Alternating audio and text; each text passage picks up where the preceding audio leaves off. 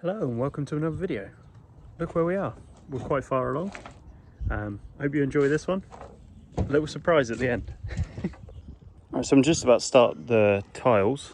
Obviously I need to bring this tile right across to the bottom corner of the tile. It's here, and then there'll be a hip iron coming up here. Again, these trays, not a fan of them. They break, crack, kick up. Definitely prefer to use this stuff next time. So I cut it all into rolls and I ended up not even using it. So it's just the offcuts of the EPDM roll. This stuff, which is like rubber EPDM, be much better as a felt support tray all across here. So I've had to cut and make all my eaves tiles.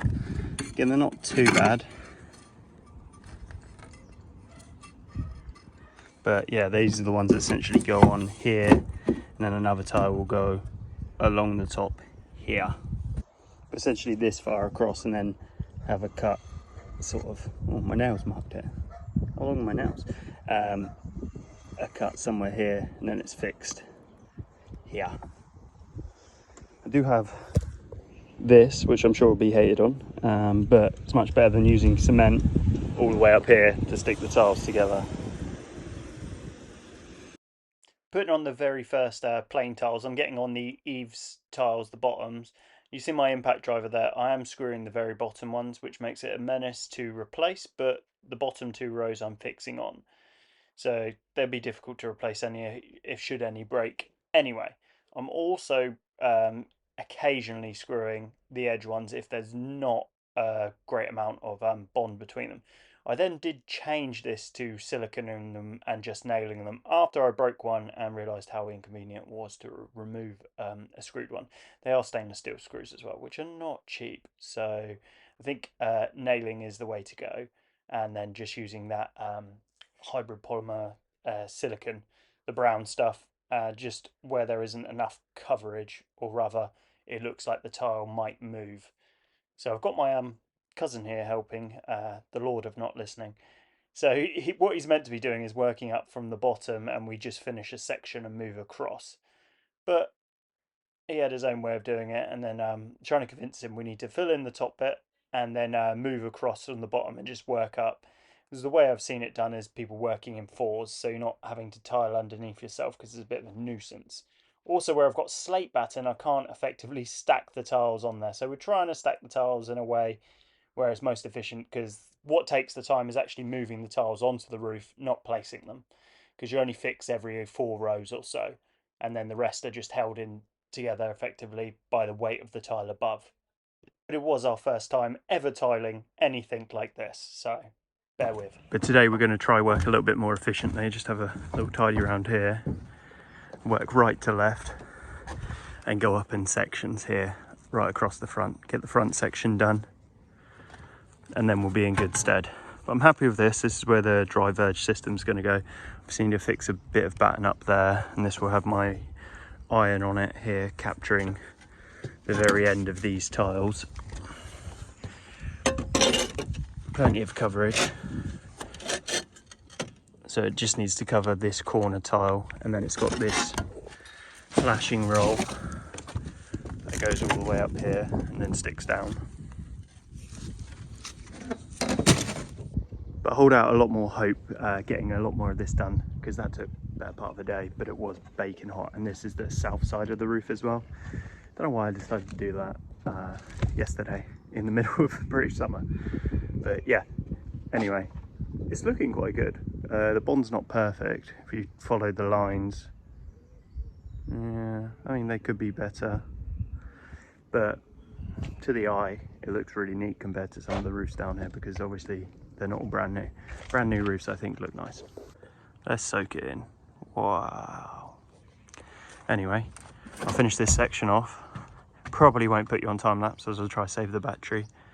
Do that little section there, and then majority of today will be this section here.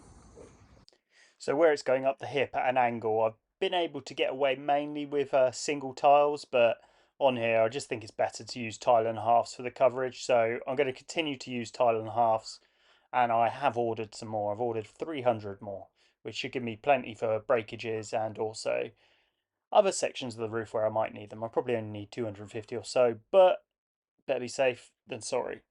So I had those ordered, and again, we're trying to be a bit more efficient. We're going up in a straight line. I only had him for a couple of hours this day, and his payment will be me taking him out for some dinner during the week. But I think we had it a bit more sussed until the sun came out, and then I got incredibly sunburnt. But it did look cool to have my top off for, I don't know, an hour. But yeah, prickly heat, sunburn, not very clever. It cost me 2 evenings at the house. But the Bond I'm much happier with. This is the front elevation of the house. So working my way right up to the top. I'm not doing the very, very top, as I still need to put on eaves tiles, and there's a couple of battens that I need to put on up there. And also I need to double up the battens on the hips themselves to take those dry verges. But where I'm doing this on my own, it was a little bit trickier just to get this second bit in, because flagging a bit, it gets a bit tired during the day. Sun's on you most of the day as well, and as I say, I caught a bit too much sun. But yeah, trying to work up in fours, go all the way up, and I didn't manage to get all the cuts in on this side, so I'm just leading it up and working out which ones are going to be tile and halves, which ones are going to be full tiles. But I was pretty happy with how it was looking. Who got super sunburnt? Anyway, yeah, trying to avoid the sun today, so I'm going to get these wall straps on. At least some of them I'll film, but this is what I'm using. So I've got these little Fisher plugs, 6x50s, and some twin thread 50mm screws to put those in. Although I have an SDS, I've also bought these. They were on offer on Jeff Bezos's site, so I'm going to use them there. They go into an impact driver. Where these are quite soft bricks, I think I can get away without smashing it to bits with this thing here. So a bit aggressive. I could use my hammer drill, but I want to give these a go, see if it's any good. I see my electrician friend, family member, use them all the time, and I don't know whether that's a laziness thing or what. I don't know if you watch this, but talking about you, Jack. Anyway, yeah, these 6mm bits. So essentially what I'll do, I'll just drill the holes with those, see how I get on. If it's not enough, I'll probably swap to one of those drills. So either my big SDS drill, this one, or I've also got a hammer drill, which is pretty good, which I could always just put this bit in the hammer drill, to be honest. Just thought I'd give it a go, try something a little bit different. But yeah, this hammer drill, which will go into the soft bricks, got a hammer drill setting, plenty strong enough. Also, not to forget this bit, it's a right angle impact rated drill bit. I had to order this one from Germany, Amazon, Jeff Bezos. Don't know why, but the one you could get in the UK at the time I ordered this was all plastic, and it didn't look very rigid compared to this one. But this is impact rated, so I can put it in that. And that's just for fixing over the top, getting the strap down into that big old wall plate. But it's a very quick DIY-able task, just putting on these straps. Probably better to put them on the roof earlier, as you could probably do the top section from above before the felt goes on. But doing them like this, not too much more time consuming, just using that right angle drill bit and then just making sure you're getting good fixings into a whole brick all the way down. Because if you're not fixing into a whole brick and you're fixing into a mortar joint, particularly on these older bricks, it can be a bit crumbly. Okay, so hopefully the rest aren't as clunky as that, but yeah, got a bunch of fixings in there. I'll just zoom in.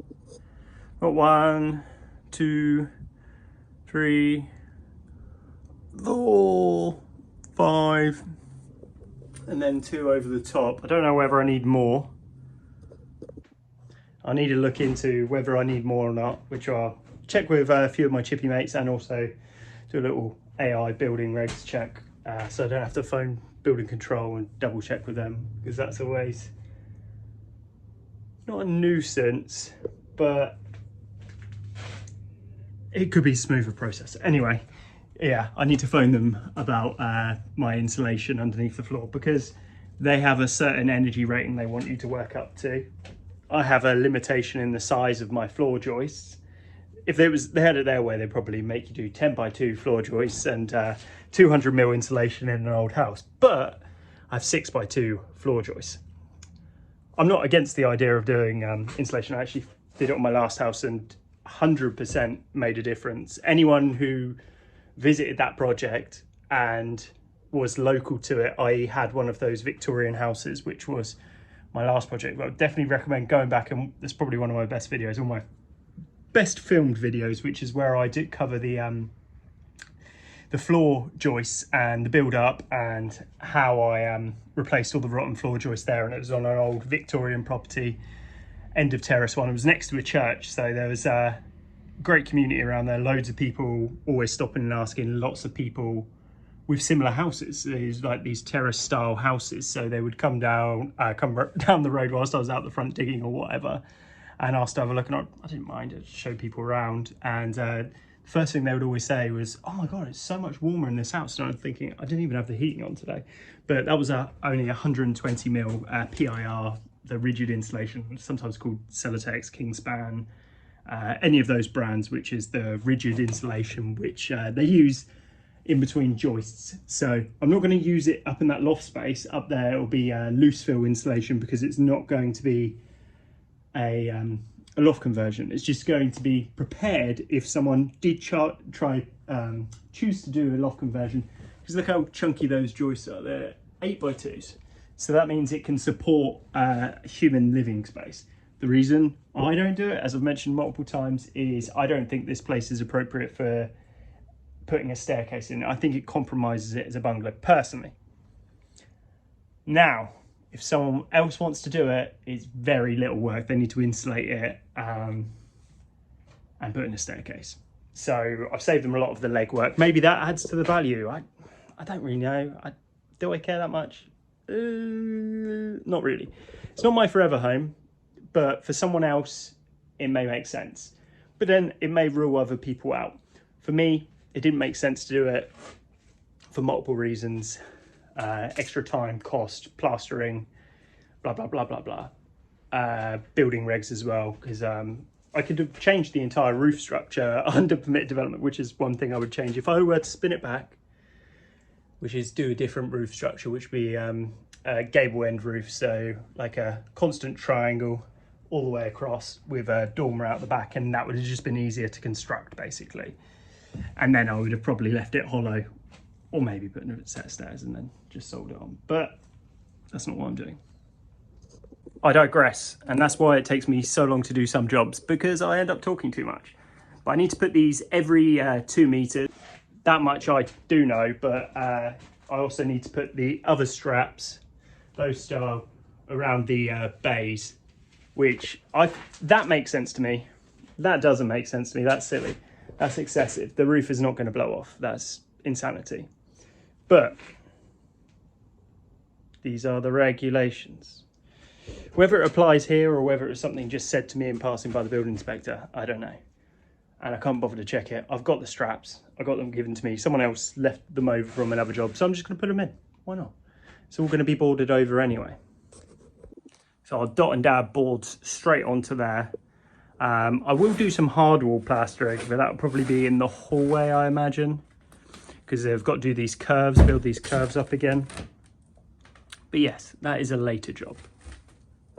So a quick little search, and it appears I need to add in some twist nails as well. I'm going to just hammer those in right now. Pointless, but I'll do it. These things, so literally just hammer them in to the bit where it's connected to the timber. It's already got some screws in it, but I'll just fill in all the little nail holes. Okay, that's done. No, it's not very pointless. It's much needed. It's very important for all the hurricanes we have in the UK, in this cold area of a cul-de-sac that I'm in that doesn't really get any wind unless you're on the very tippy top of the roof and trying to record on your expensive mic, in which case then it is very windy. So I apologise about the wind noise in the videos. And these are how the other straps sort of go on. I've only put in the one screw as the top bricks kind of loosened up when I knocked off that top bit of plaster, so I need to rebed them on a bit more solidly. I might run a bit of timber across the top as well. I don't know, we'll see. So it's similar to like that, just so I've got either a fixing point or something a bit more substantial. But it will be nailed in up there, twist nails only. And here again, about 5 of those bigger screws, twin thread ones with the Fisher plugs. But yeah, I'm quite happy with this little impact thing. Reduces the amount of tools you need, especially when you're dealing with soft bricks. Obviously, it's not sponsored. Okay, so one more thing before I go today, because still quite sunburnt. So having an easy day, prickly heat, if anyone's ever had that, oh, it's awful. I can't stand it anyway. It's my kryptonite, my one weakness, my my one thing that makes me unstuck. Like toothache, earache, everyone says awful. I can't speak to any of the women ones like pregnancy and stuff like that, but I can speak to loss. Okay, so this isn't fully fixed in. This isn't the final position. I can shift it backwards or forwards, twist it round if I want to. It's not actually fixed in, it's just on all those joists and then sat over currently, so I can move it wherever I need to. I'll just show the space that we're dealing with up here. So obviously you've got tiles on that front section and tiles on that section, so you can sort of see up to what point. But yeah, a couple more studs to go in here. I've got some more timber. Don't really think it's even needed, to be honest. It seems like it would have held its own weight, but I think it's for snow loading. So in here you've got obviously that little tiny space over here. None of these floorboards are down yet. They're just loosely placed because I need to put the insulation, run electrics and everything. Just want to show the shape of the room and the size of it, because it's quite a good size. Like, if I duck down in this corner, you can sort of see. So it's like a 6 by 6 meter room, effectively. You've got all that space. It goes up to the pitch of the roof, which I think is probably around 3 meters. So very good headroom. Probably a bit more than 3 meters. I'll go stand in the camera zone so you can see. The phone stays stood up. For reference, with these shoes on, I'm about 5'11", so what was that, like 6'8", 6'9", 7 foot, somewhere around that on my fingertips. So very high ceilings. A few bits of loose felt, obviously slice them off. But yeah, loads of room.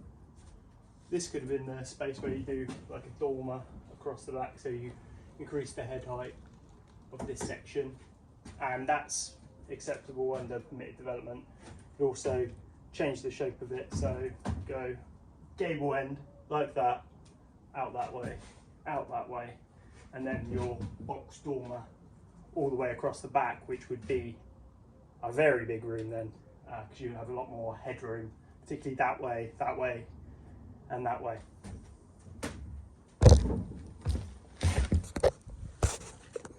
But quite a good space for storage anyway. Even if someone doesn't want to convert it, someone could store a lot of things up here. Got this little crawly space down here, and it's quite cool up here considering it's middle of the summer. Again, a couple of loose bits of felt I just need to chop off. But probably next section of the video you're going to see me putting the tiles on, getting back to that. Hopefully I'm over my sunburn and I've manned up. But yeah, sun cream or t-shirt definitely, because it's all over my back that I'm mainly burnt. I don't know if you can see much on my face and everything, but pretty burnt. Feels it anyway, and I'm very fair skinned, so I burn very, very easily.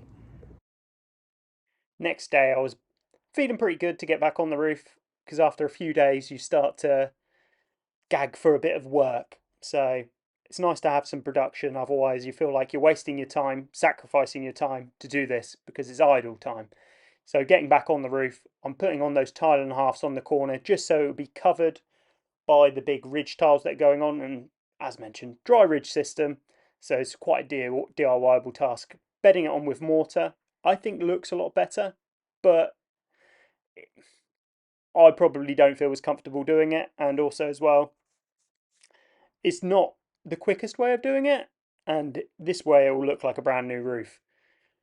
But again, you have bits of plastic on the roof, it needs to weather down a little bit. How it will look over time, I think maybe if it was a fancier multi-million pound house, then I'm doing mortar joints, or rather, I'm bedding them on all the way up and getting a pro in to do it because it has to be done neatly. You don't want it where you see the old roof where there's been a repair or someone's mixed up the muck a little bit too wet and you see the smudges all down the tiles. It takes a long time to weather off unless you're pouring acid down your roof. And you don't really want to be pouring acid down your roof because if you're putting brick acid down your roof to try clear off the tiles where you've not done it quite right, you've probably done something wrong and it's costing you more time, more effort than it's actually worth doing.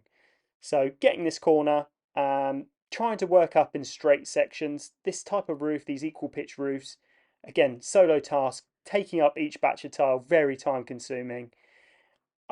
Looking back at this now, I should have just probably got a roofer in for this section, or rather, you get a roofer in this, generally speaking, a team of people, and they're going to put together the roof a lot quicker.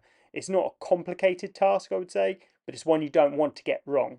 It's a lot of repetition, it's a lot of cutting, it's a lot of tiles, and it is a little bit dangerous because you're climbing up these buildings, you're using sharp tools. Again, it's nice to have help. So today, this day, I got my cousin in to help. He had never tiled a roof, so we're just going for it.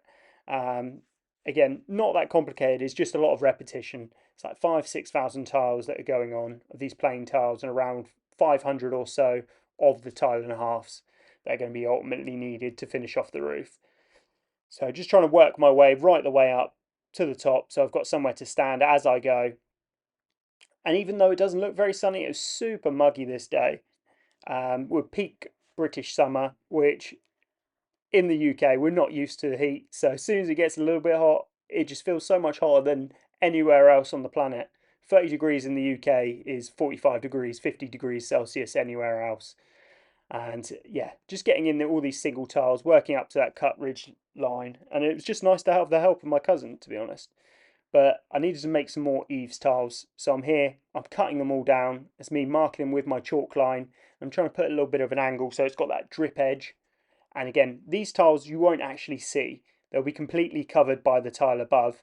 This is just your coverage, as explained earlier, to stop water going in between that bottom row of tiles. So just fixing them on there, doing about 4 or 5 at a time, and then I work my way up the entirety of the roof. I found this way worked a little bit better, and then you've got somewhere to stand and somewhere to stack the tiles on the roof as you go up it, even though this section doesn't go up too far. It's where you're working into those where the hips are of the roof and up to the ridge. But yeah, it goes together quite quickly on time lapse. These sections are taking a day, half a day. So I'm moving the tiles. Still, a lot of the tiles weren't on the roof, and even this little section has taken me most of an evening. So after work, when I go to the house, lots of cuts, and you don't want to disturb your neighbours too much. But all of my neighbours been very, very forgiving of all the work going on, just because they're tired of seeing this old house just remain vacant, as it's been empty for, as I mentioned previously, almost 40 years. So it would be nice to have it restored. The new roof, I think, looks really nice, and I've had lots of people stop and compliment the colour of the tiles and how nice they think the new roof looks, because I don't think a roof has been done down this road looking at them for at least 5 years. So it gives the house a fresh look, certainly, and then it's just the rest of the house itself. So all the brickwork and everything that we need tidying up. Still haven't decided whether I'm going to go ahead and have it rendered or not. But this day, my friend Adam came and helped me get these tiles up because, again, two-person job, just lifting the tiles up. And that was the last of the tiles onto the roof. So just working again in the heat, doing my cuts, working my way up the hip, which is the most time-consuming bit because I can't chuck the tiles down to someone else for them to cut them. You just got to get on with it and cut it yourself. I do see people taking the disc cutters up onto the roof. Um, I'm not that confident to cut up there. I think it's a little dangerous. And yeah, again, disc cutters is a 9-inch cutter that I'm using. It's not the heaviest tool, but it's quite cumbersome when you're trying to keep your balance on, say, a 45-degree pitch roof. It's not a one-hand operation. So just find it easier to go all the way down. And then just loading out the tiles, as you see here, that took me an evening to do that section to the left. And then this is going to take me another evening to work this bit up, get all the tiles round from the other side of the scaffolding, work them all up, do my cuts. But I try to leave this section to the evening because then I'm working in the shade, because otherwise the tiles are too hot to touch. Don't know what temperature they get up to, but you actually cannot touch them unless you wet them if they've been in the sun. Just where it's that darker colour and this peak British summer right now. And again, as I'm working into this valley, I would recommend doing it the other way around. So you come from the valley, work your way out. I think most of the time people work right to left on the roof. So this one I've done in reverse for some reason. So when I'm getting to this valley, it is working out quite well with the single tiles and the tiles and a half, just getting in there. But it's going to leave me a bit of a dilemma when I come up to do the rest of this roof section up here, because essentially it doesn't leave me anywhere to stand other than the battens, and then I'm reaching below myself to then put tiles on, which is time consuming. So it's loading out and then putting as many as I can up that top section of roof, which then again blocks where I can walk, which means I'll need to use the ladder for the rest of the section. But I need to be careful not to damage the tiles as I'm working in the last section, and also not to fall off the roof because you're running out of foot space when you're up there.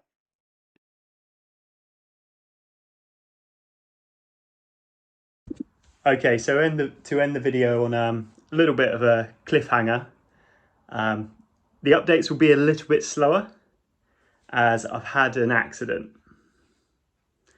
Yeah, so I'll just talk through the accident quickly. I won't show the gory details. Some of my neighbours who watch the channel would have seen the updates when I went round to the house afterwards, showing them all the photos and everything, but that would definitely get me banned from YouTube, so I won't be doing that. But what happened, essentially, I was working on the roof near the very end. I had to put one bit of batten towards the very top of the roof. I've stood on the tiles. Never stand on the tiles. It's a great lesson. It's going to hold me up for a while. It didn't really hurt because I was full of adrenaline, but I'll just explain what happened. So I was using this tool, okay, and I slipped, as can happen.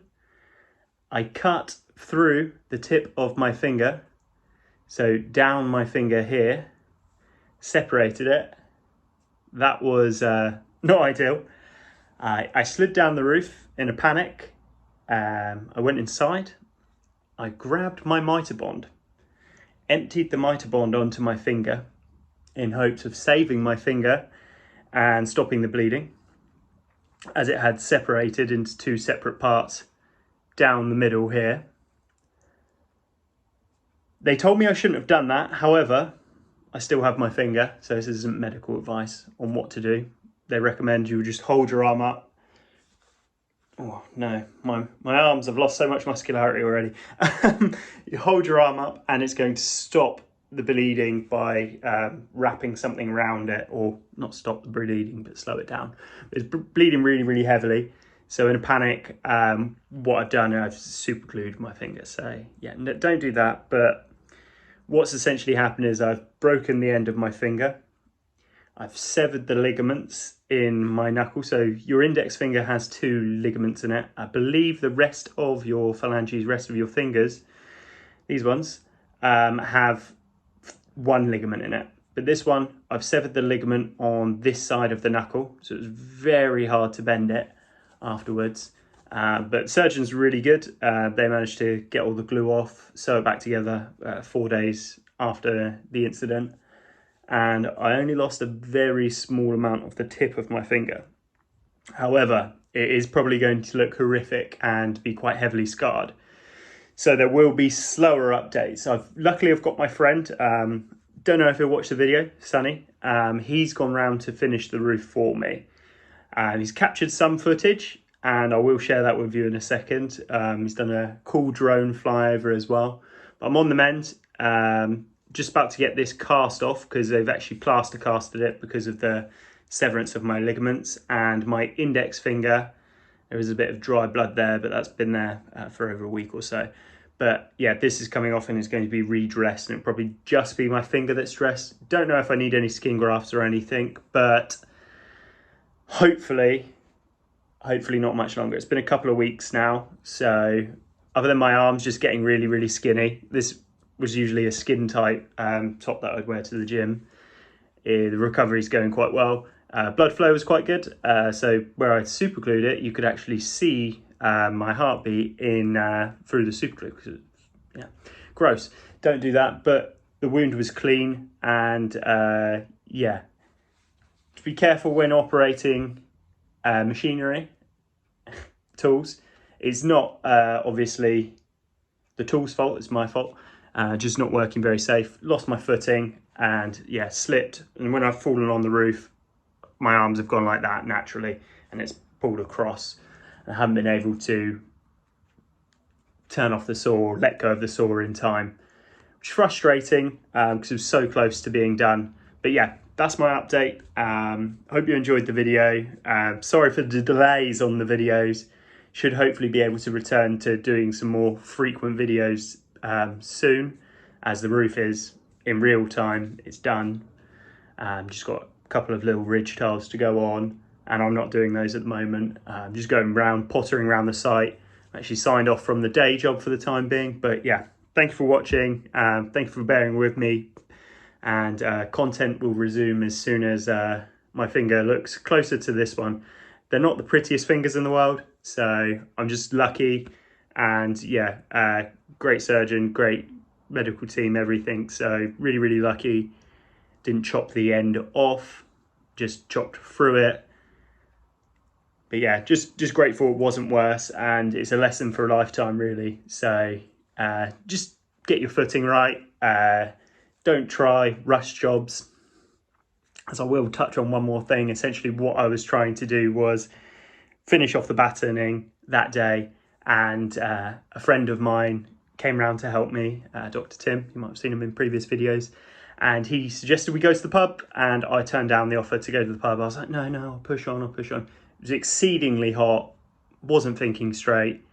And I say exceedingly hot, the tiles too hot to touch, and I think it was like 29, 30 degrees, which in the UK is hellfire. So yeah, wasn't thinking straight. End of the day, and yeah, should have just gone to the pub.